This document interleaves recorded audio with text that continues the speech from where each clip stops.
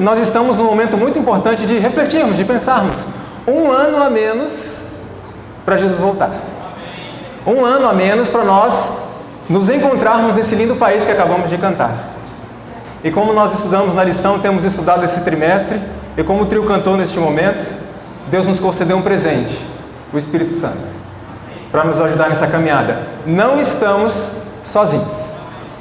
E eu queria aproveitar esse ainda começo de ano, para que nós pudéssemos refletir um pouco. O que foi bom no ano passado? O que não foi? Em que nós acertamos no ano passado? Em que nós erramos? O que nós precisamos melhorar neste novo ano, em relação ao ano que passou? E em que nós precisamos perseverar nesse novo ano?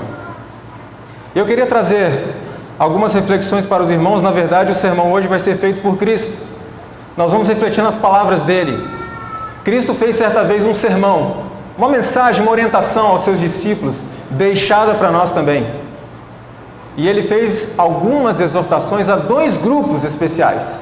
O primeiro grupo somos todos nós. Todos nós. E eu gostaria que nessa manhã todos nós refletíssemos. Cada um em sua própria vida. Combinado? Não a do irmão. Pensemos em nós mesmos. O outro grupo faz parte desse grande grupo, para quem Deus também deixou, Cristo Jesus deixou instruções especiais e muito importantes para esse tempo que estamos vivendo. Esse grupo são os líderes. Como estamos começando um novo ano, temos líderes novos, temos líderes que dirigiram a igreja no ano passado. Então esse é o momento de nós pensarmos o que acertamos, o que erramos, o que precisamos melhorar, o que precisamos manter. Então eu quero que todos reflitamos, todos nós, na mensagem dessa manhã, porque ela é de suma importância e é uma mensagem especial de Cristo exatamente para esse tempo que estamos vivendo. Abra sua Bíblia comigo, livro de Mateus, capítulo 24. Mateus, capítulo 24, nós vamos ler alguns versos. Capítulo 24 de São Mateus, começa o sermão profético de Cristo. Ou seja, uma mensagem do Senhor especial para o nosso tempo, para os nossos dias. E qual é o recado que Cristo tem para nós hoje? Nós vamos ver. Mateus capítulo 24, antes de lermos alguns versos, curva sua fronte mais uma vez, vamos falar com o Senhor. Querido bom Pai que está nos céus, estamos novamente com a tua Bíblia aberta em mais um culto de sábado. Eu quero te pedir, Senhor, que em nome de Cristo Jesus não seja mais um culto, não seja mais um sermão, mas que pelo poder da pessoa do Espírito Santo possa haver transformações de vidas nesta manhã. Senhor, por favor, eu te peço, desperta a tua igreja para os dias que estamos vivendo e que possamos tomar as decisões imediatamente que precisamos tomar, para que o Espírito Santo possa trabalhar em nossa vida, transformar o nosso caráter, para que muito em breve possamos conhecer esse lindo país que o Senhor preparou para nós. Não apenas isso, mas para que muito em breve possamos conhecer ao Senhor face a face. Ajuda-nos a entender agora o texto bíblico. É o que te pedimos e agradecemos por Jesus. Amém. Mateus capítulo 24, eu vou começar lendo os versos 37 a 39. Diz assim a minha versão: pois assim como foi nos dias de Noé, também será a vinda do Filho do Homem. Porquanto assim como nos dias anteriores ao dilúvio, comiam e bebiam, casavam e davam-se em casamento, até o dia em que Noé entrou na arca, e não perceberam. Até quando? Até quando veio o dilúvio e os levou a todos. Assim será também a vinda do Filho do Homem. Me diga uma coisa, é pecado se casar?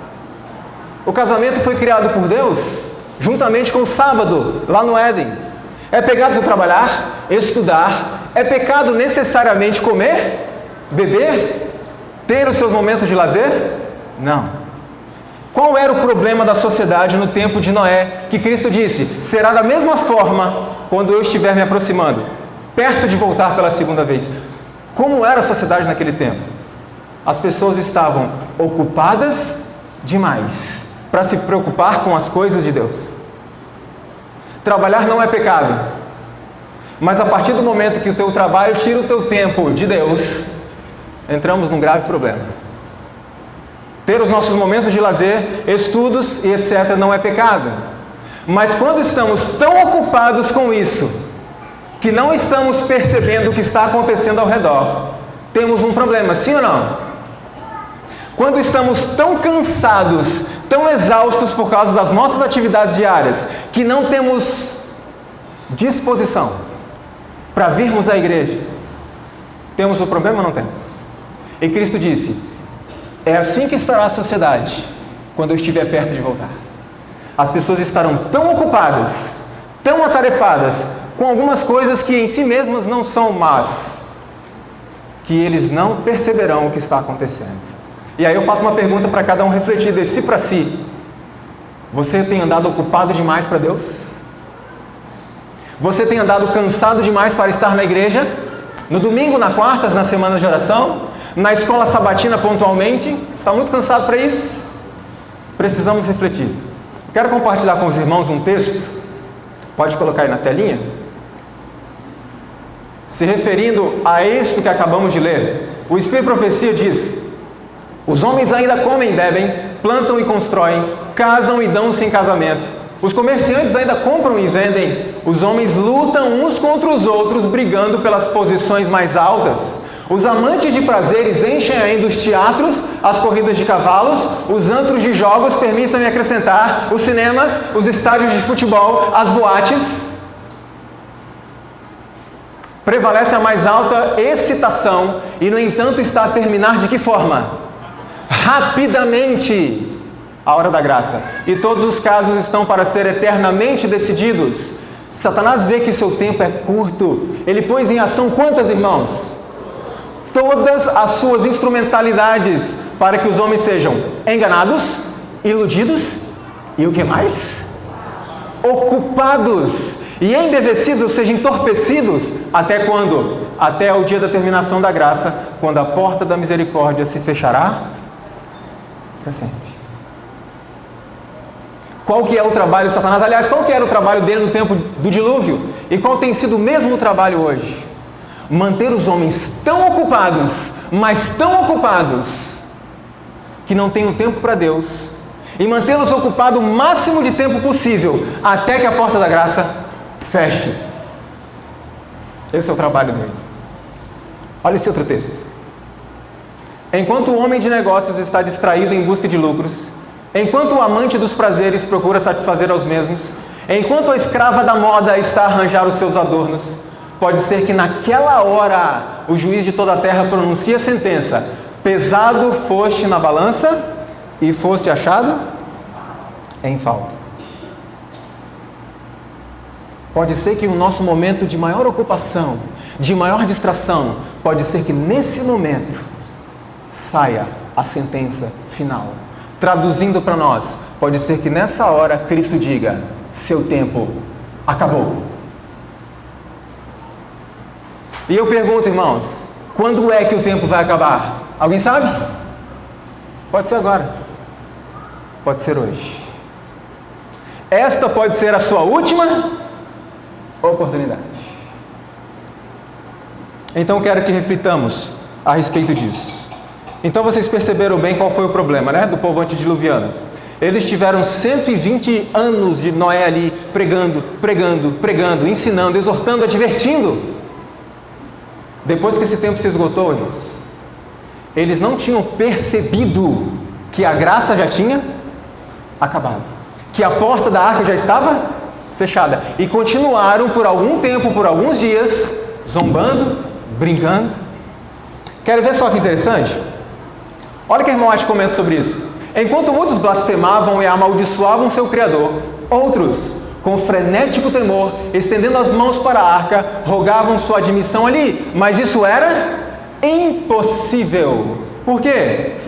Deus havia fechado a porta, a única entrada, e fechou Noé dentro e os ímpios fora. Somente ele podia abrir a porta. O temor e arrependimento deles, ou seja, dos ímpios, veio tarde demais. Irmãos, chegará um dia muito em breve, que será tarde demais para se arrepender. Que será tarde demais para vir à igreja. Tarde demais para colocar a vida em dia com Deus. Tarde demais para buscar a justiça de Cristo. Sabe quando será esse dia? Pode ser hoje. Sim ou não? Pode ser hoje.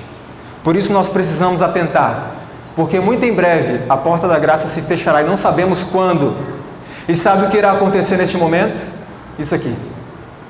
Quando a voz de Deus põe fim ao cativeiro de seu povo, há um terrível despertar daqueles que tudo perderam no grande conflito da vida. Enquanto perdurou o tempo da graça, estiveram cegos pelos enganos de Satanás e desculpavam sua conduta de pecado. Ou seja, eu sou pecador mesmo, vai ser assim mesmo. Desculpavam a sua conduta de pecado, enquanto diante deles havia poder suficiente para vencer. Sim ou não? Sim ou não, irmãos? Sim. O que é que Deus pode fazer por mim e por você? Tudo. Tudo que Ele quiser. E tudo que nós permitirmos. Ele não só pode, mas Ele fará. Veja que a irmã escreveu que haverá um terrível despertar. Mas esse despertar virá como no tempo antes do dilúvio? Tarde demais. Então, eu repito, pense na sua vida. Pense em como foi 2016. Pense em como será 2017. Quais as decisões você está tomando para a sua vida nesse novo ano? Porque, irmãos, o tempo está acabando. Versos 40 e 41 de Mateus 24. Vamos continuar aqui. Diz assim: então 2 estarão no campo, um será tomado e deixado o outro. 2 estarão trabalhando no moinho, uma será tomada e deixada a outra. Algumas pessoas utilizam esse texto como uma evidência, segundo eles, de uma doutrina chamada arrebatamento secreto. Então estamos aqui, eu e ele, trabalhando ali junto, de repente ele some, foi levado. Mas nós temos algumas interpretações pertinentes em relação a isso. A primeira delas, a expressão levado, pode ser considerado salvo, selado, ou também pode ser considerado levado pela crise final, levado pelo juízo final. Sabe por quê? O verso 39 diz assim, o povo antediluviano não percebeu, senão quando veio o dilúvio fez o quê? Levou a todos. E o verso seguinte diz o quê? Estando 2 no campo, um será deixado e o outro levado. De qualquer forma, este verso representa 2 grupos que estarão em suas atividades rotineiras próximo da vinda de Cristo. Um estará preparado e o outro não. Irmão, sabe o que significa? Significa que nós podemos estar aqui dentro da igreja nesta manhã de sábado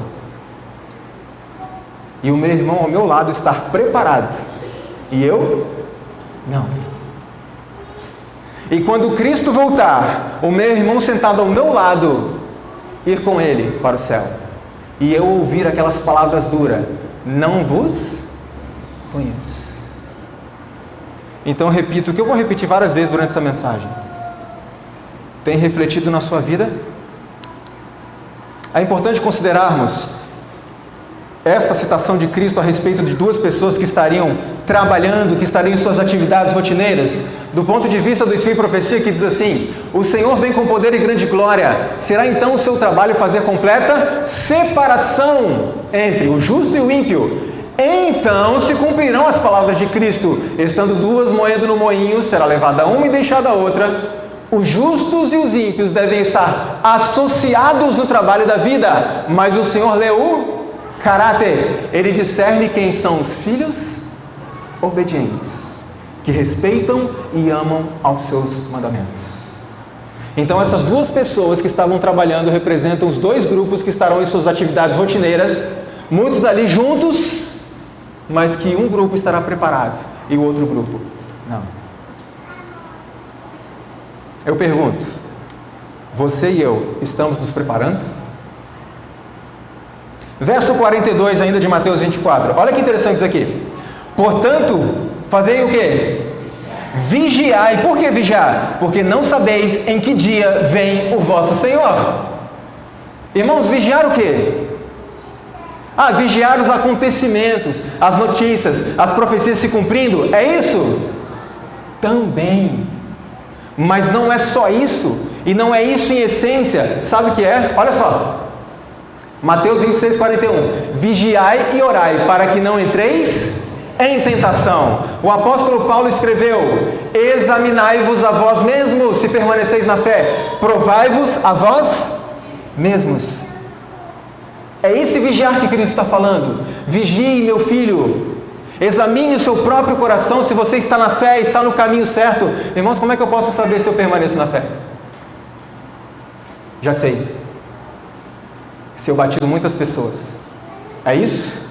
Não. Se eu tenho o meu cargo na igreja? Não. Se eu dou esmola aos pobres? Não. Sabe como é que eu posso saber se eu estou na fé? Cristo disse assim: permanecer em mim. Porque sem mim o quê, irmãos? E nada quer dizer o quê? Nada. Nem ser cristão. E aí eu faço outra pergunta: como é que se permanece em Cristo? Na prática, permanecer em Cristo. Estudo da palavra de Deus. O que mais? Oração. Nós sabemos que pelo contemplar nós somos o quê? Transformados. Isso é permanecer em Cristo.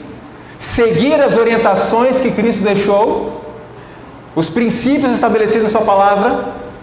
Isso é permanecer nele. Agora veja só que interessante.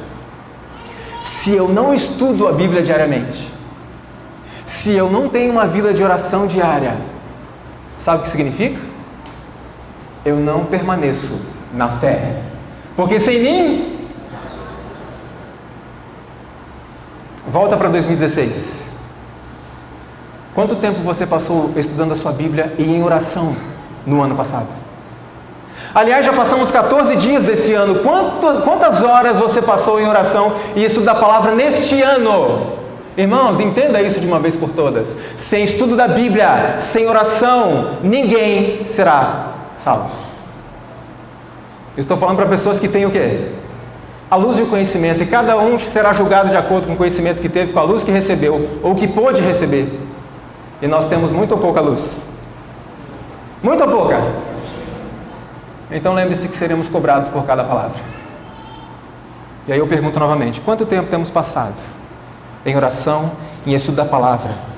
Algumas pessoas não entendem o conceito de fé. E fé é submissão. Sabe o que é submissão? Olha a redundância. Submissão é se submeter a Deus. E aí eu pergunto novamente: temos nos submetido ao Senhor? Ou temos vivido a vida de acordo com o que a gente pensa ser o ideal? Onde estão as orientações do Senhor para aquilo que devemos ser, fazer, buscar em nossa vida? Na palavra de Deus. Então voltamos ao mesmo ponto. Quanto tempo temos passado em estudo da Bíblia? Diariamente. Porque sem mim, nada podeis fazer. Agora veja um detalhe interessante. Versos 43 e 44.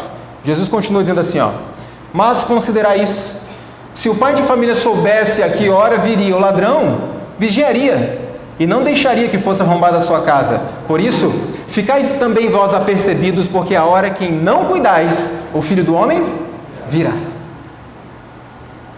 Olha que texto interessante e intrigante. Espera aí. Cristo virá como um ladrão, ok? Por isso nós precisamos estar constantemente, diariamente, o quê? Prontos, atentos, preparados. Me diga uma coisa. Aliás, eu já perguntei isso aqui, eu vou repetir a pergunta. O ladrão, antes de ir à sua casa, ele te envia um sinal? Avisando que está chegando, sim ou não? Não. E Cristo enviou sinais ou não? Então, como assim virá como ladrão? Acontece, irmãos, que quando Cristo diz virei como ladrão, quando a palavra diz que Cristo virá como ladrão, não está se referindo à segunda vinda de Cristo. Está se referindo a um evento que determinará quem irá com ele ou não quando ele vier. Quando Cristo vier, ele não vem para salvar ninguém, ele vem para buscar aqueles que foram salvos. Então o ladrão que virá à meia-noite e que ninguém perceberá, ninguém, não é a volta de Cristo. Vamos entender isso? Quando terminar o tempo da graça, isso se dará repentina e inesperadamente, numa ocasião em que menos o esperarmos. Olha que interessante esse texto aqui. Silenciosamente, despercebida como quem? Como ladrão à meia-noite, virá a hora decisiva que determina o destino de cada homem, sendo retraída para sempre a oferta de misericórdia ao homem culpado. Vocês entenderam o que é o ladrão da noite, sim ou não? O fim do tempo de graça, que pegará todos de surpresa, os preparados e os despreparados. Sabe por quê? Porque ninguém sabe quando a porta da graça fechará. Irmãos, isso pode acontecer conosco hoje. Não, Leandro, claro que não vai acontecer hoje. Antes do fechamento da porta da graça, existem profecias muito claras que ainda não se cumpriram. Então é óbvio que não vai acontecer hoje. Sim, pode acontecer hoje. Irmãos, minha esposa trabalhou por 3 anos mais ou menos na Associação Paulista Sul da Igreja Adventista, lá em São Paulo. Naquela época, havia um tesoureiro chamado Oséias Pereira, um homem extraordinário. Oséias tinha pouco mais de 50 anos. E nesta semana que passou, Oséias passou mal e morreu. Subitamente. Eu tive um grande amigo chamado Cleiton quando eu morava em São Paulo também. Cleiton um dia saiu do culto, numa sexta-feira à noite, foi para casa, deitou, dormiu e nunca mais acordou. Meu amigo teve um infarto fulminante com 30 anos de idade, no meio da madrugada, nunca mais acordou. A porta da graça para essas duas pessoas, irmãos, fechou. Então eu pergunto novamente, pode acontecer comigo hoje, sim ou não? Sim. A gente sempre acha que vai acontecer com os outros, não é? Nunca conosco. Lembre daqueles jovens que tomaram aquele avião para ir jogar a final de um campeonato sul-americano. Lembram deles? Lembram? Eles tinham um sonho de voar até Medellín, jogar a partida e voltar para Chapecó e desfilar num carro de bombeiro com a taça na mão. Eles realizaram esse sonho? Eles realizaram metade do sonho. Sabe por quê, irmãos? Porque eles voltaram sim para suas cidades e muitos desfilaram em carros de bombeiros, mas não com a taça na mão. Desfilaram dentro de um caixão. Quantos ali planejaram morrer naquela noite? A porta da graça? Fechou. Se estavam preparados ou não, não cabe a nós julgar. Não me importa mais, porque o tempo para eles acabou. E eu quero reforçar muito isso, irmãos, porque o meu tempo pode acabar hoje. Essa pode ser a minha última chance. Aquele culto de sexta foi a última chance do Cleiton. Ele não esperava por isso. A semana que passou foi a última semana. Nem passou a semana inteira do Oséias. E ele também não estava esperando por isso. Ninguém estava. Então eu quero apelar à igreja. Vamos acordar agora. Porque amanhã, tarde demais. Tarde demais. Vamos seguir a mensagem aqui de Cristo. E agora Cristo começa a se dirigir a um grupo especial de pessoas. Os servos. Mateus 24, verso 45 em diante. Olha o que lemos aqui. Quem é, pois, o servo fiel e prudente a quem o Senhor confiou os seus conservos para dar-lhes o sustento a seu tempo? Bem-aventurado aquele servo a quem seu Senhor, quando vier, achar fazendo assim. Em verdade vos digo que lhe confiará todos os seus bens. Algumas versões falam: quem é o servo que o Senhor confiou a sua casa? Feliz é aquele que, quando o Senhor voltar, encontrar esse servo fazendo o que é correto. E o que é que o Senhor esperava desse servo, segundo esse texto? Vamos primeiro identificar os elementos. Nós temos aqui o Senhor, nós temos o servo, nós temos a casa, nós temos o alimento ou sustento, de acordo com algumas versões, e nós temos o tempo, ok? Vamos lá. Quem representa o Senhor aqui? Quem? Cristo, que irá voltar. Quem representa o servo? O servo é um grupo especial da igreja, os líderes. Quem representa, ou o que representa a casa que os servos precisam tomar conta? A igreja. O que representa o alimento, o sustento? A pregação, a exortação, a instrução, o treinamento. E o tempo é o tempo mesmo. Então veja, a parábola que Cristo contou apresenta Cristo próximo de voltar para a sua casa, onde ele deixou líderes para tomarem conta desta casa, e o texto bíblico diz, para darem à sua casa o alimento ao seu tempo. Ou seja, é qualquer alimento que está dizendo aqui?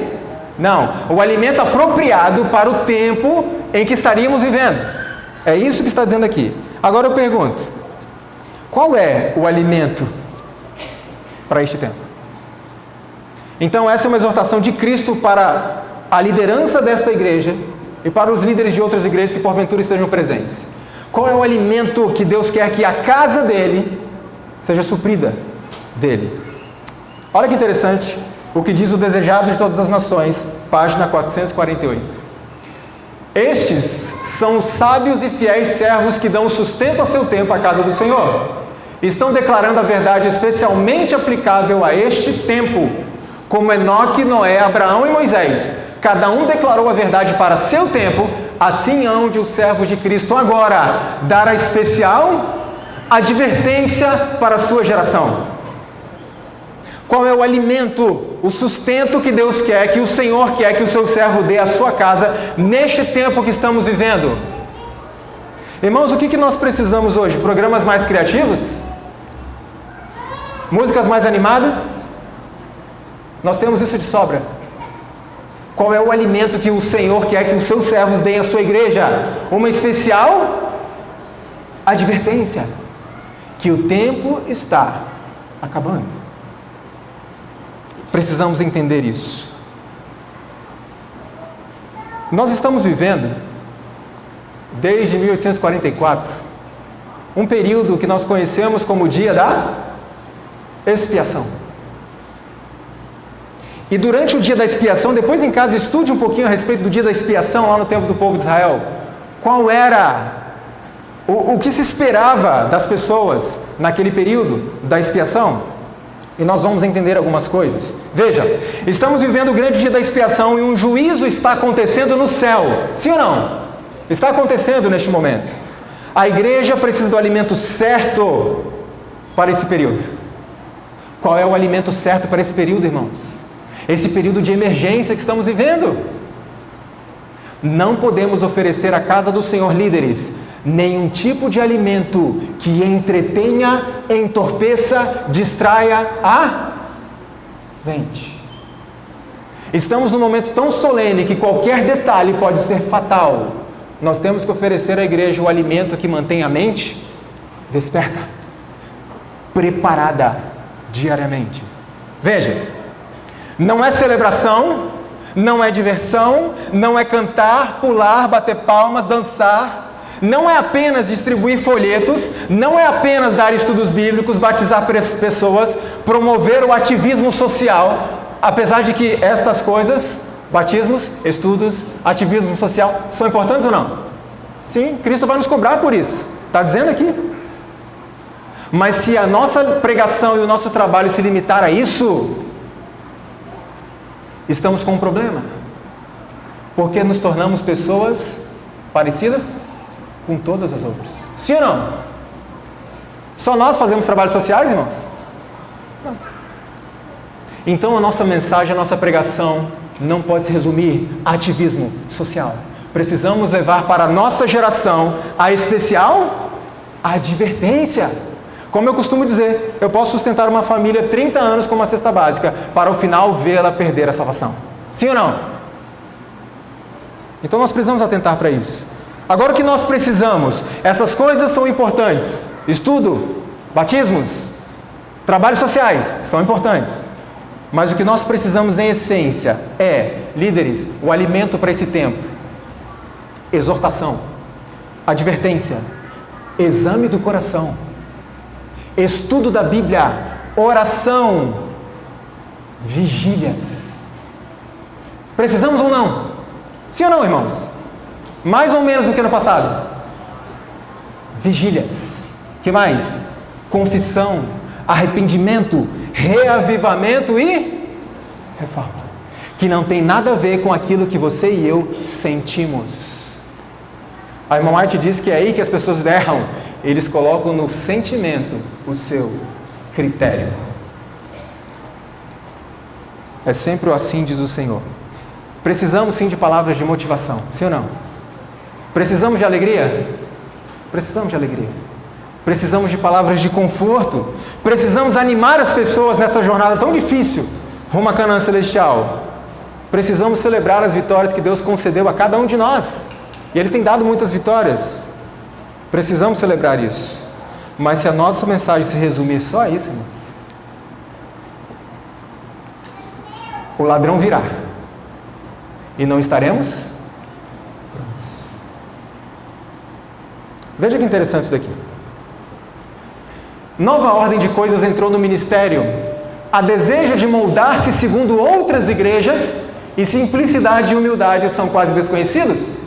Os ministros jovens procuram ser originais e introduzir ideias e planos novos para o trabalho. Não apenas os ministros jovens, mas muitos antigos também. Alguns iniciam reuniões de reavivamento, trazendo assim muitos conversos para a igreja. Opa, peraí, isso é bom ou ruim? Trazer muitos conversos para a igreja? Excelente! Ué, mas a irmã White está aprovando ou desaprovando? Ela continua dizendo assim: passada, porém, a excitação, onde estão os convertidos? Não se vê arrependimento e confissões de pecados. O pecador é instado a crer em Cristo e aceitá-lo, sem consideração quanto à sua vida passada de pecado e rebelião. O coração não é quebrantado, não há contrição de alma. Os supostos conversos não caíram sobre a rocha Cristo Jesus. Preste atenção nisso, irmãos. O Velho e o Novo Testamento mostram-nos o quê? O único meio pelo qual ou porque esta obra deve ser feita. Arrependei-vos, arrependei-vos. Arrependei-vos era a mensagem que João Batista fazia soar no deserto. A mensagem de Cristo ao povo era: se vos não arrependerdes, todos de igual modo perecereis. Aos apóstolos foi ordenado pregar em toda parte que os homens se arrependessem. O Senhor deseja que seus servos, hoje, preguem a velha doutrina evangélica: tristeza pelo pecado, arrependimento e confissão. Peraí, doutrina evangélica? Então, tristeza pelo pecado, arrependimento, confissão, advertência, isso é mensagem evangelística, irmãos? Sim ou não? Sim ou não? Sim. Isso também é evangelho. Preparação. Continua dizendo: precisamos sermões à moda antiga, costumes antiga, pais e mães em Israel antiga. É preciso trabalhar pelo pecador perseverantemente, zelosa e de que forma mais? Sabiamente. Até quando? Até que ele veja que é transgressor da lei de Deus e exerça arrependimento para com Deus e fé no Senhor Jesus Cristo. Enquanto ainda há tempo. Muitos estão confortáveis com os próprios pecados. Está tranquilo. Alguns nem sabem que a sua conduta transgride as leis de Deus. Outros até sabem, têm luz sobre o assunto. Mas acreditam que Deus não vai levar isso tão a sério. Precisamos levar tão a sério esse tipo de coisa.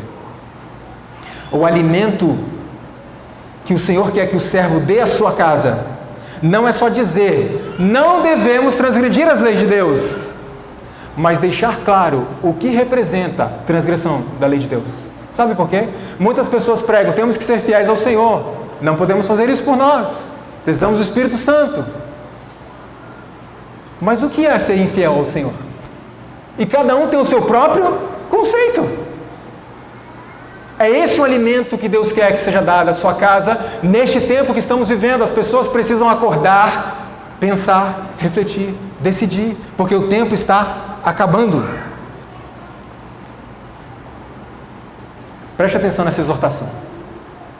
Levante-se a igreja e arrependa-se de suas corrupções diante de Deus. Levantem-se os vigias e deem a trombeta, o sonido certo. É uma advertência definida que temos que proclamar. Deus ordena a seus servos: clama em alta voz, não te detenhas. Levanta a tua voz como a trombeta e anuncia ao meu povo a sua transgressão e à casa de Jacó os seus pecados. A atenção do povo precisa ser atraída. A menos que se possa fazer isso, todos os esforços serão nulos. Pode batizar, pode dar estudo, pode doar sangue, pode dar cesta básica, pode ser o que for, a menos que nós despertemos para a nossa necessidade espiritual de buscar o poder do Espírito Santo individualmente em casa, por meio do estudo da Bíblia, da oração diária. Todos os nossos esforços serão o quê? Zero. E aí estaremos naquele grupo que quando Cristo voltar: Senhor, em teu nome eu trabalhei tanto, eu suei a camisa. E ele dirá: não te conheço. Continua dizendo assim: ainda que viesse um anjo do céu e lhes falasse, suas palavras não operariam mais benefício do que se ele estivesse falando ao frio ouvido de um morto. A igreja precisa despertar para a ação. Que ação? O Espírito de Deus nunca poderá vir enquanto ela não preparar o caminho. Deve haver o quê? Diligente exame do coração, deve haver oração unida e perseverante, e o reclamar pela fé as promessas de Deus, deve haver profunda humilhação de alma. Não temos a mínima razão para congratulação e exaltação própria. Devemos humilhar-nos sob a potente mão de Deus. Ele aparecerá para confortar e dar bênçãos aos que deveras buscam. Este é o alimento que o Senhor pediu para darmos à sua casa neste tempo. Não podemos estar distraídos. Temos que despertar. Deixa eu dizer uma coisa para vocês. Ainda estamos falando aos líderes.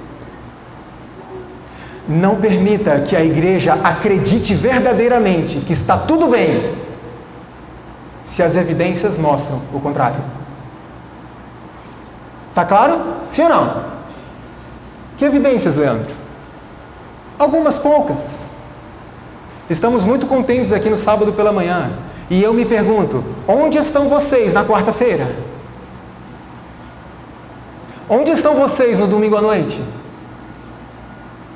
Onde estão?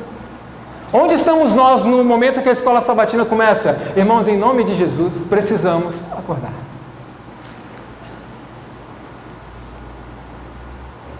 Versos 48 em diante. Mas se aquele servo, sendo mau, disser consigo mesmo: meu senhor demora-se, e passar a espancar os seus companheiros e a comer e beber com ébrios, com bêbados, o que vai acontecer? Virá o Senhor daquele servo em dia em que não espera, em hora que não sabe, e castigá-lo-á, lançando-lhe a sorte com quem? Com os hipócritas. Ali haverá choro e ranger de dentes. Eu não sei se você prestou atenção aqui. Está se referindo aos servos do Senhor, os líderes que Ele colocou em sua casa, para cuidar da sua casa e dar o alimento ao seu tempo. O líder mau, o servo mau, Cristo disse que faria 3 coisas. Quais são? A primeira, dirá assim: Jesus está demorando, vai demorar ainda. Segunda coisa que diz aqui: iria espancar os seus colegas de trabalho. A terceira coisa que faria: iria comer e beber com os bêbados, aqueles que estão com a mente entorpecida. Irmãos, isso aqui me chamou muita atenção. Sabe por quê? Porque a história sempre se repete. Sabe quando que aconteceu isso aqui? E Cristo exortou para a gente não deixar acontecer de novo? Lá no pé do Monte Sinai. Você quer ver o que aconteceu? Olha só. O servo mau, qual foi a primeira coisa que ele fez, segundo a palavra de Deus? Ele disse: o Senhor vai demorar. Olha o que aconteceu lá no templo de Israel. Mas vendo o povo que Moisés demorava em descer do monte, acercou-se de Arão e disse-lhe: levanta-te, faze-nos deuses que vão adiante de nós. Qual a segunda coisa que o servo mau fez aqui? Ele passou a comer, a beber e a se divertir com os bêbados. O que aconteceu lá no templo de Israel? Olha que interessante. E no dia seguinte madrugaram e ofereceram holocaustos e trouxeram ofertas pacíficas, e o povo assentou-se a comer e a beber, e depois levantou-se a folgar, ou seja, a se divertir. Qual foi a terceira coisa que Cristo disse que o servo mau faria? Iria espancar os seus colegas de trabalho. Olha o que aconteceu lá atrás. Uns poucos que se arriscaram a denunciar a proposta execução da imagem do bezerro, de ouro, como sendo idolatria, foram atacados e rudemente tratados, e na confusão e agitação perderam finalmente a vida. A história sempre se repete. E Cristo sempre deixando exortações para que a gente não deixe acontecer. Deixa eu dizer uma coisa para a liderança dessa igreja. Me permitam dizer, porque eu sou um membro desta igreja. Eu amo esta igreja. Mas o alimento que nós precisamos, o alimento que a igreja precisa, é que seja motivado ao exame do coração, ao arrependimento, à busca do poder do Espírito Santo. É isso que nós precisamos. Busquem, caros líderes, fervorosamente ao Senhor. Fervorosamente, para que o Senhor conceda-nos inteligência, sabedoria, para que o Senhor nos conceda também criatividade, para que nós usemos a nossa influência, para que nós usemos este púlpito, este espaço aqui, para instruir, orientar, ensinar, exortar, advertir. Em nome de Jesus, não desperdice o precioso tempo com coisas que distraem a mente, que entretêm as pessoas, que excitam as emoções, mas que não edificam e não resolvem o problema espiritual da igreja. Não percam precioso tempo com isso. Jesus está voltando. E Ele pode voltar para mim hoje.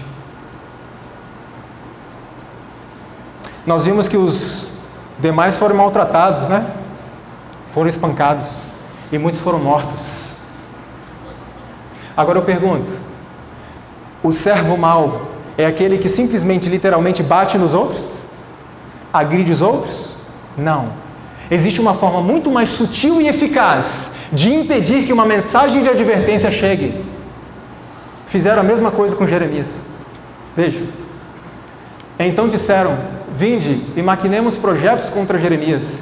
Vinde e firamo-lo com a língua, e não atendamos a nenhuma das suas palavras. Qual é a forma mais eficaz de impedir que uma mensagem de advertência chegue à igreja? É só falar mal da pessoa. Já viu aquela questão? Esse rapaz que vai pregar, já ouvi dizer isso dele. Então, quero nem escutar. Já ouviu isso? Não sejamos servos maus. Vamos servir ao Senhor da forma como Ele determinou. Só que vai acontecer um problema.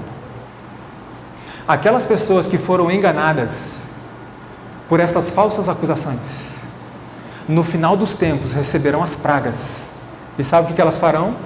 Elas procurarão essas pessoas que as enganaram e dirão: vocês não nos advertiram, e aqueles que nos avisaram a tal respeito, vocês disseram que eram fanáticos e homens maus. Ou seja, você não me avisou, não me instruiu, não me alertou. E aquelas pessoas que tentaram nos avisar para que nós não sofrêssemos o que estamos sofrendo hoje, vocês disseram que eram mentirosos e estavam nos enganando. Então, em nome de Jesus, eu apelo à liderança dessa igreja: alimente esta igreja com alimento para este tempo. É isso que nós precisamos. Veja que interessante o que acontece mais no fim dos tempos. As pessoas se acusam umas às outras de havê-las levado à destruição, porém todas se unem em acumular amargas condenações contra quem? Contra líderes infiéis que profetizaram coisas agradáveis, que levaram seus ouvintes a anular a lei de Deus e a perseguir os que a queriam santificar. Estamos perdidos, exclamam, e vocês são a causa. As mesmas mãos que os coroavam de homenagens levantar-se-ão para destruí-los por toda parte. A contenda e morticínio. Então apelo mais uma vez, líderes desta igreja, alimentem o povo com alimento apropriado para esta fase que estamos vivendo. Como que é chamado o servo infiel aqui na parábola? A sua parte será com quem? Com os hipócritas. Quando a porta da graça se fechar, eles ficarão do lado de fora. Quando Cristo voltar, Ele dirá aos seus líderes: o que foi que vocês fizeram com a minha casa? Então, em nome de Jesus, líderes de 2017, se apeguem a Deus. Não caiam no erro de pensar que o Senhor não nos cobrará pelo que fizemos e pelo que deixamos de fazer. Existe uma esperança, uma motivação para nós. A vereda dos homens que estão colocados como líderes não é fácil, mas devem eles ver em cada dificuldade um chamado à oração. Jamais devem deixar de consultar a grande fonte de toda a sabedoria. Fortalecidos e iluminados pelo obreiro mestre, serão capacitados a permanecer firmes contra pecaminosas influências e a discernir entre o certo e o errado, o bem e o mal. Aprovarão o que Deus aprova e empenhar-se-ão com todo fervor contra a introdução de princípios errôneos em sua causa. Como que se consegue isso? Cristo disse: aprendei de mim. Ok, existem muitas exortações mais para nós enquanto líderes da casa do Senhor, mas essas são suficientes. Agora eu quero encerrar trazendo a exortação, a segunda exortação de Cristo, que agora é para todos nós. Todos nós. Ainda seguindo o sermão de Cristo. Cristo estava sentado com seus discípulos no Monte das Oliveiras. E lá de cima ele estava olhando e ele contemplou uma festa de casamento. E quando ele contemplava aquela atividade daquelas moças ali, sabe o que ele fez? Ele contou a parábola do capítulo 25. Aquilo que Cristo descreveu, em realidade estava acontecendo, ele estava vendo e usou aquilo para trazer uma advertência para nós. Olha só o que Cristo disse ali. Capítulo 25, verso 1. Então o reino do céu será semelhante a 10 virgens que, tomando suas lâmpadas, saíram a encontrar-se com o noivo. 5 delas eram nécias, ou seja, loucas, e 5 prudentes. As nécias ao tomarem as suas lâmpadas, não levaram azeite consigo. No entanto, as prudentes, além das lâmpadas, levaram azeite aonde? Nas vasilhas. Eu pergunto, as virgens loucas são hipócritas? Não. Os hipócritas estão na parábola anterior, o servo mau. Veja que interessante isso daqui. A classe representada pelas virgens loucas não é hipócrita. Porém, o fato de um homem não ser hipócrita não lhe diminui a pecaminosidade. O servo mau não estava nem aí para nada, se divertindo. As virgens loucas estavam empenhadas no trabalho. As virgens loucas, elas professavam uma fé pura. Elas defendiam a verdade. Quer ver só que interessante? Vamos identificar aqui os personagens novamente. O que representa a virgindade na Bíblia? Pureza. A lâmpada. A lâmpada, palavra de Deus. A luz. A luz. A luz da palavra de Deus também pode representar o nosso testemunho. Vós sois a luz do mundo. O azeite. Aí chegamos ao Espírito Santo. O azeite representa o Espírito Santo e também a justiça de Cristo. Justificação pela fé. Então aqui estão os personagens. Então vamos ver. As virgens são hipócritas? Não. Comem e bebem com bêbados igual o servo mau? Não. Há pureza doutrinária nelas? Em quantas? Todas. Quantas têm a palavra de Deus? Todas elas. Quantas são zelosas na doutrina? Todas as 10. Quantas dão bom testemunho? Todas têm luz. Eu pergunto, quantas estão aguardando a vinda do Senhor? Todas estão aguardando, né? A princípio, todas estavam aguardando a vinda do Senhor. Ou seja, elas eram visivelmente iguais. Onde é que estava a diferença? Quer ver que interessante? Verso 5. E tardando o noivo foram quantas tomadas de sono? Todas dormiram. Peraí, o noivo demorou? Ou o esposo, né, seria a tradução mais adequada. O esposo demorou, mas olha o que Cristo disse. Eis que cedo venho e meu galardão está comigo para dar a cada um segundo a sua obra. Aquele que testifica estas coisas diz certamente. Mas aqui diz que o noivo, ou o esposo, demorou. Será que Jesus mentiu? Não, olha só. Em suas mensagens aos homens, os anjos de Deus apresentam o tempo como sendo muito breve. Assim me tem sido sempre apresentado. Verdade é que o tempo se tem prolongado além do que esperávamos nos primitivos dias desta mensagem. Nosso Salvador não apareceu tão breve como esperávamos. Falhou, porém, a palavra de Deus? Absolutamente. Cumpre lembrar que as promessas e ameaças de Deus são igualmente condicionais. Não era vontade de Deus que a vinda de Cristo houvesse assim sido retardada. É a incredulidade, o mundanismo, a falta de consagração e a contenda entre as pessoas lá do mundo. É isso que está dizendo aí? Não! Entre o professo povo de Deus que nos tem mantido neste mundo de pecado e dor por tantos anos. Ou seja, já era para Jesus ter vindo. Por que não veio? Ah, Leandro, porque o evangelho foi pregado a todo mundo. Não. Para o evangelho ser pregado a todo mundo, precisamos do Espírito Santo. Sem ele não conseguimos. Por que Cristo não voltou ainda? Por causa desses problemas. Porque eu não estou pronto para receber o Espírito Santo. Mas, irmãos, está chegando o dia em que quem está pronto receberá. Quem não está, acabou. E aí cada um decide que grupo quer estar. Veja, quantas que dormiram? Todas dormiram. Então me responda uma coisa. Significa que houve ou haverá um tempo na história do povo de Deus em que não vai existir ninguém acordado? Ninguém vai estar atento? Vai existir esse dia? Jamais. Deus sempre teve os seus atalaias. Sim ou não?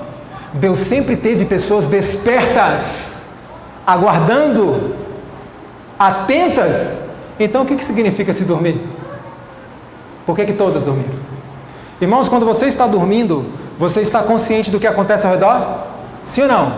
Então veja, uma das interpretações que podemos encontrar para esse dormir é esta: quando você dorme, você não sabe o que acontece ao redor. Ou seja, por mais que eu estude profecias e possa ver os passos para o cumprimento profético acontecendo em volta de mim, eu não sei o dia em que a profecia o quê? Se cumprirá. Eu posso estudar sobre o selamento, mas eu não sei quando começará. Eu posso estudar sobre chuva serôdia, mas não sei que dia será derramada. Eu posso estudar sobre o decreto dominical e ver que a coisa já está muito adiantada, mas eu não sei em que dia acontecerá. Está claro? Quando veio o grito, quantas que despertaram surpresas? Todas. Já! Aconteceu! É agora! Só que 5 estavam prontas. E 5? Não. A outra ideia dada à questão do dormir representa o desapontamento. Todas esperavam Cristo logo. Cristo demorou. E todas se sentiram frustradas e desapontadas com a demora. Mas um grupo, mesmo assim, continuou firme na fé. E o outro desanimou. Se entregou. Se tornou indiferente. Olha que interessante o verso 6. Mas à meia-noite ouvi-se o quê?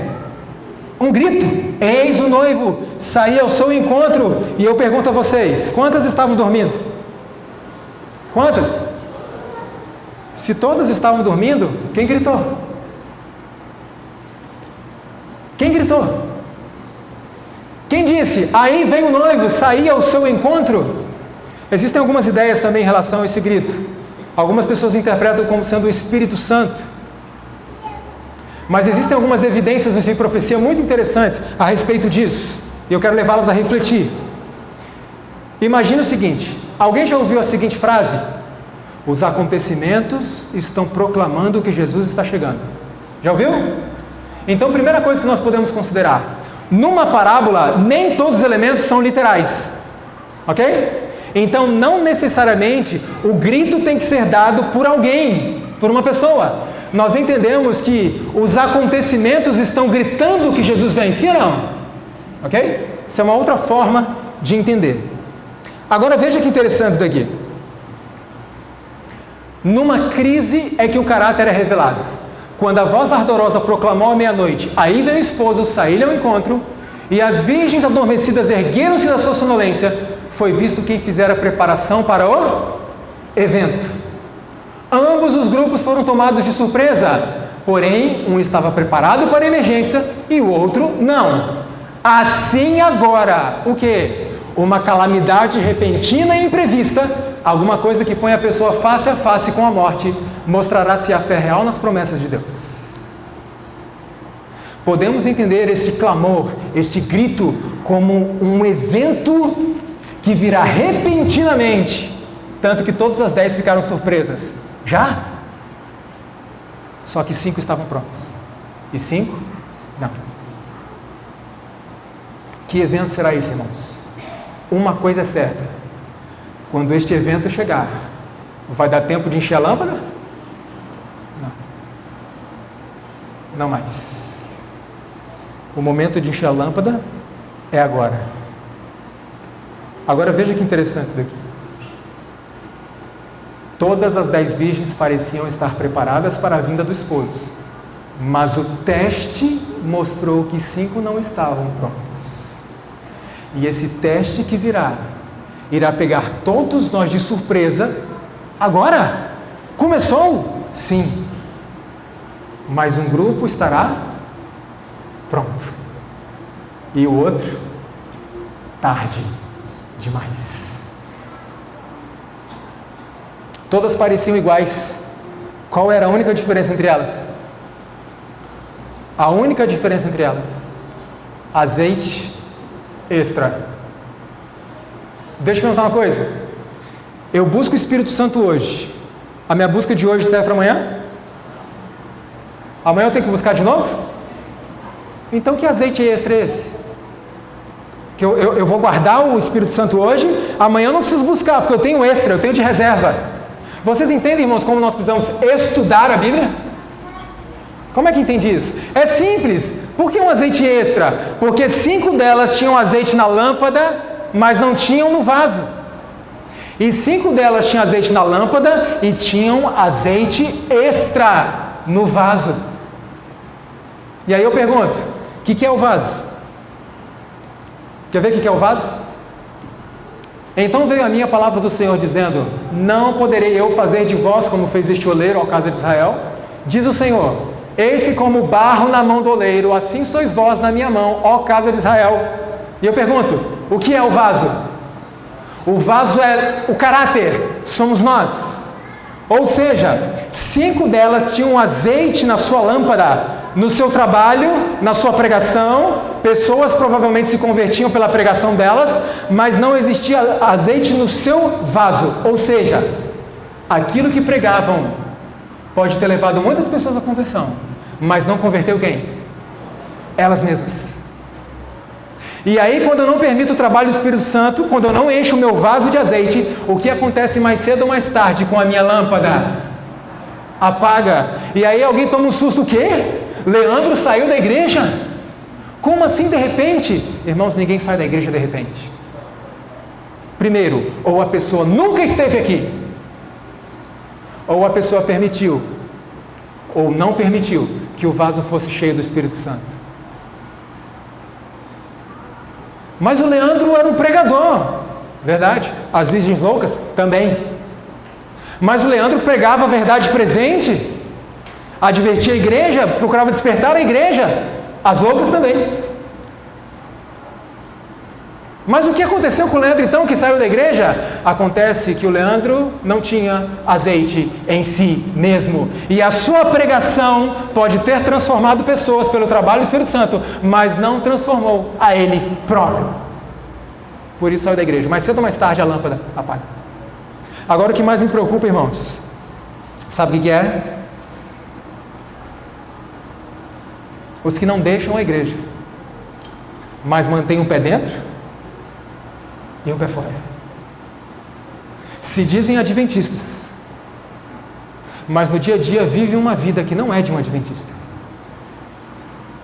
Porque esses estão no mesmo momento, no mesmo problema que aquele que saiu da igreja, sim ou não?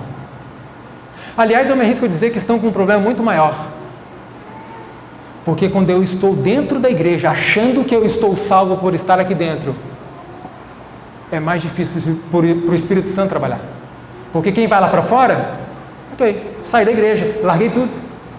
Mas quando estamos aqui dentro, corremos o risco de dizer: rico sou, estou abastado e de nada tenho falta.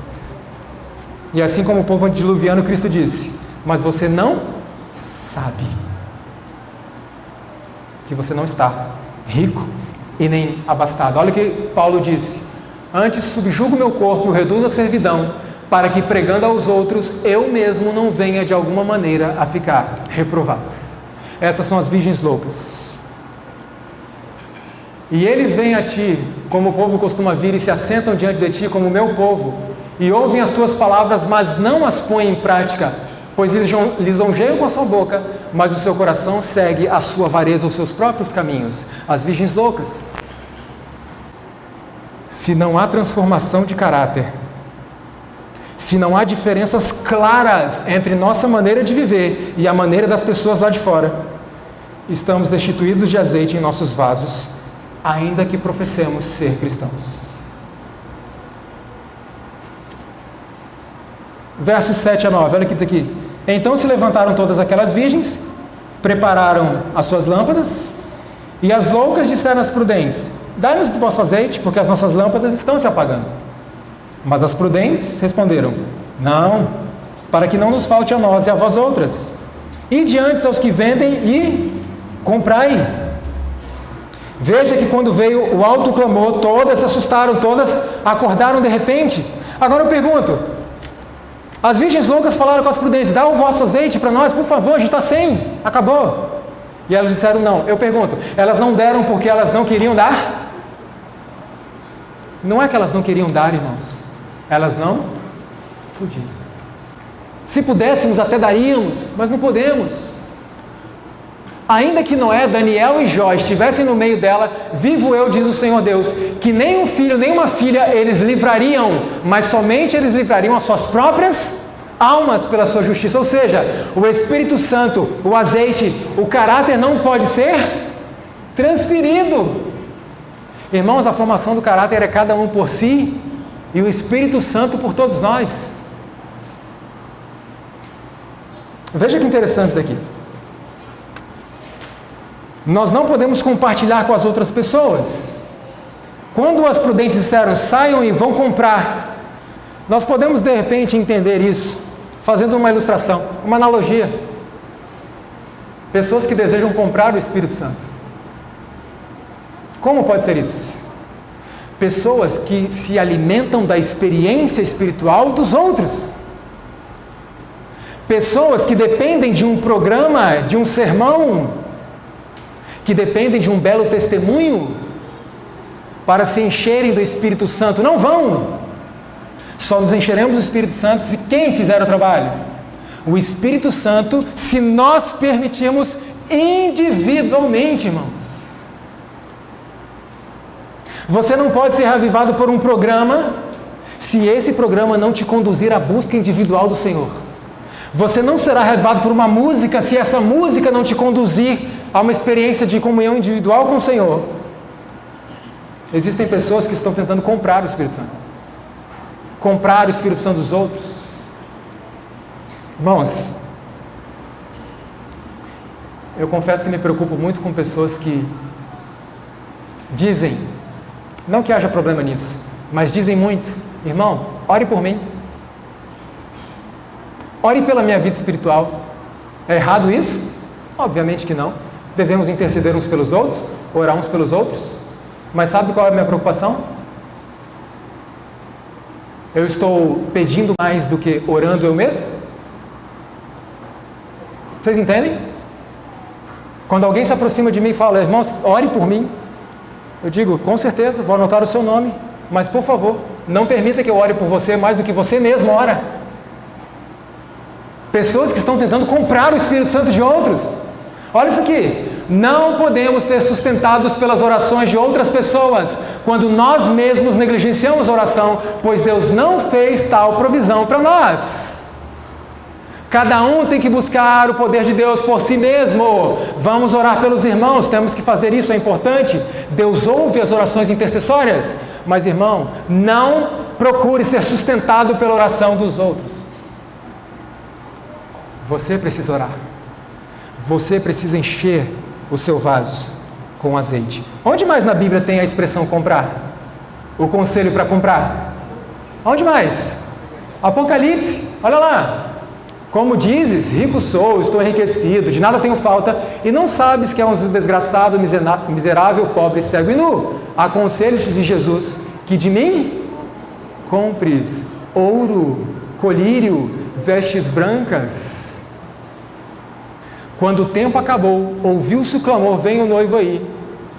As virgens prudentes disseram, vão comprar a justiça de Cristo? Elas não sabiam também que o tempo tinha esgotado. Eu pergunto, as loucas foram comprar. Conseguiram?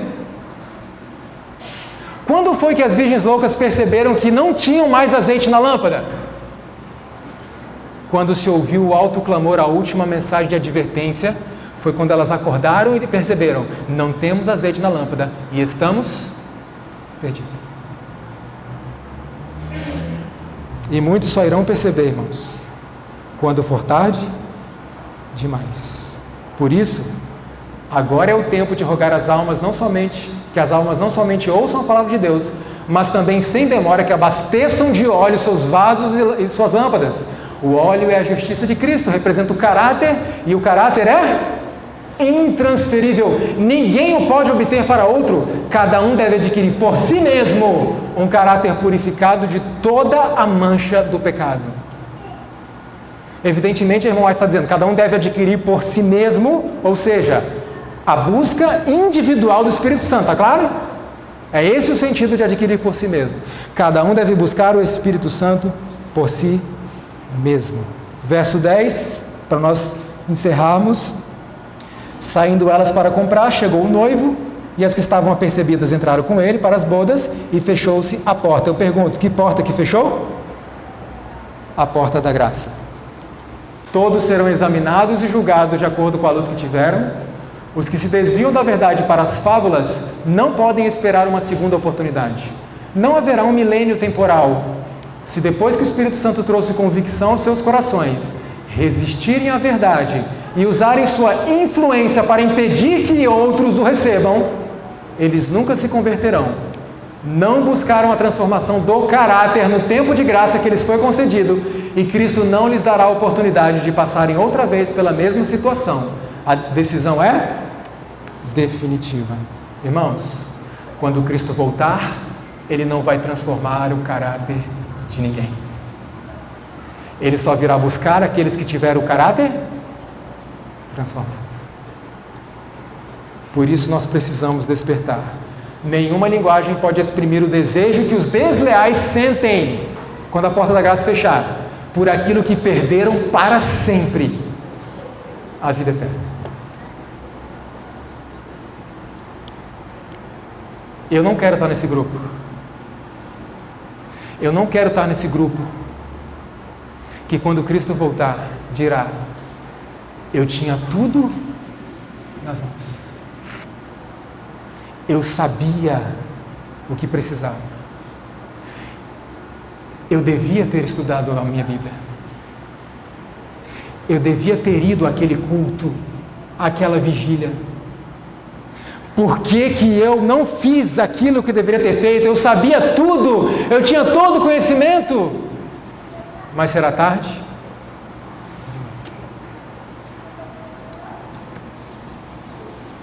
Considerando que as virgens loucas, irmãos, não eram hipócritas, sabe o que a gente conclui disso?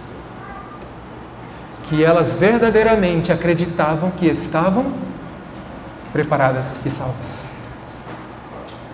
Por isso que quando Cristo voltar, muitas pessoas dirão, Senhor, Senhor, Senhor, diz a palavra de Deus. E a poesia judaica é interessante quando são duas palavras, é para dar ênfase. Não são pessoas falando, Senhor, eu fiz algumas coisinhas. Não, Senhor, mas como? Eu realmente acreditava que estava fazendo certo, que estava salvo. Não te conheço. Senhor, não é possível. Não te conheço. Por isso que Cristo disse, você acha que é abastado e rico. Você não é. Compre de mim. Compre de mim. Eu pergunto, irmãos, estamos nos preparando? Dia a dia? Ou estamos tão ocupados, inclusive com coisas da igreja, que não temos tempo para passar com o Senhor? Porque Deus não vem buscar servos, Ele vem buscar amigos. Amigos conhecem ao seu Senhor. Como discípulos, arriscamos-nos a perder de vista nossa dependência de Deus e fazer de nossa atividade um Salvador. Isso é salvação pelas obras. Não podemos permanecer tão ocupados, mesmo com as coisas da igreja, que não tenhamos tempo para passar com o Senhor individualmente e diariamente. Eu pergunto, as virgens loucas entraram nas bodas? Entraram na festa? Tiveram outra chance? Nunca mais. Nunca mais.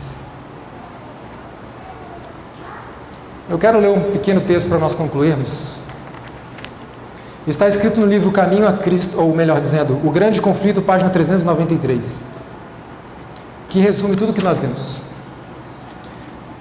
Diz assim a serva do Senhor: nessa parábola, como na de Mateus 24, duas classes são representadas. Todas haviam tomado suas lâmpadas, a Bíblia, e mediante sua luz saíram para encontrar o esposo. Mas enquanto as loucas, tomando suas lâmpadas, não levaram azeite consigo, as prudentes levaram azeite em suas vasilhas, com as suas lâmpadas. A última classe tinha recebido a graça de Deus e o poder do Espírito Santo que regenera e ilumina. No temor de Deus, estudaram as Escrituras para aprenderem a verdade e fervorosamente buscaram a pureza de coração e de vida. Engraçado, em nossos dias buscar pureza de coração e de vida parece que é errado. Pessoas que estão buscando pureza de coração e de vida são olhadas com desconfiança. Sabe onde é que está o erro? É quando eu quero buscar pureza de coração, de vida e de caráter por mim mesmo, pelos meus esforços. Esse é o erro. Mas buscar pureza de coração, de vida, de caráter é a vontade de Deus. Sim ou não? Ela continua dizendo assim: dessas pessoas que buscaram essa experiência com Deus, possuíam uma experiência pessoal, fé em Deus e em sua palavra, que não poderiam ser derrotadas pelo desapontamento e demora. Outras, tomando suas lâmpadas, não levaram azeite consigo, haviam se movido por um impulso de momento, ou seja, sentimentalismo. Seus temores foram excitados pela mensagem solene, mas haviam dependido da fé que possuíam seus irmãos, estando satisfeitos com a luz vacilante das boas emoções. É emocionante o programa. Tá bom, é isso aí que Deus quer. Continua dizendo assim: sem terem uma compreensão perfeita da verdade e nem experimentarem uma genuína operação da graça no coração, ou seja, sem azeite no vaso, tinham saído para encontrar-se com o Senhor, cheios de esperança, com a perspectiva de imediata recompensa, mas não estavam preparados para a demora e desapontamento. Quando vieram as provações, faltou-lhes a fé e a sua luz se tornou oscilante. Pela tardança do esposo é representada a passagem do tempo em que o Senhor era esperado, o desapontamento, a aparente demora. Nesse tempo de incerteza, o interesse dos que eram superficiais começou logo a vacilar, esfriando seus esforços. Mas aqueles cuja fé se baseava no conhecimento pessoal das Escrituras, tinham sob os pés uma rocha que as ondas do desapontamento não poderiam destruir. Pessoas que se baseiam em emoções e pessoas que se baseiam na palavra de Deus. E em muitos lugares, quando ouvimos pregações de advertência, ouvimos pessoas gritando constantemente: amém, aleluia, glórias a Deus. E quando você faz uma pergunta básica da nossa fé,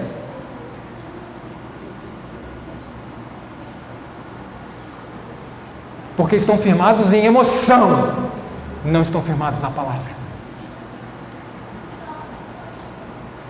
A irmã White conclui dizendo: tosquenejaram todas e adormeceram, uma classe na indiferença e abandono de sua fé, outra esperando pacientemente até que mais clara luz fosse pronunciada. Os que eram medianamente dedicados e superficiais não mais puderam apoiar-se na fé dos seus irmãos. Cada qual tinha de por si mesmo ficar em pé ou cair.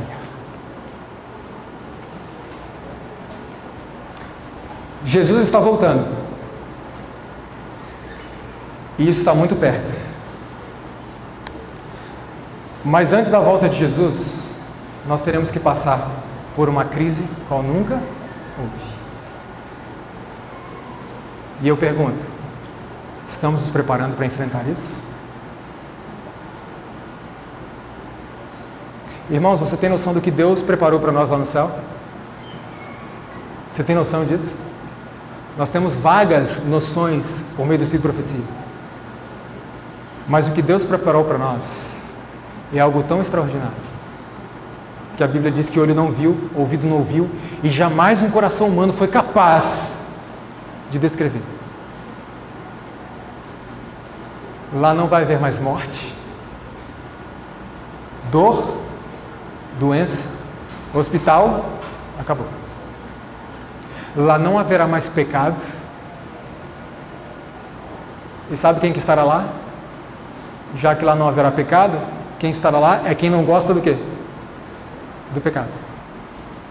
Nós, por natureza, gostamos do pecado.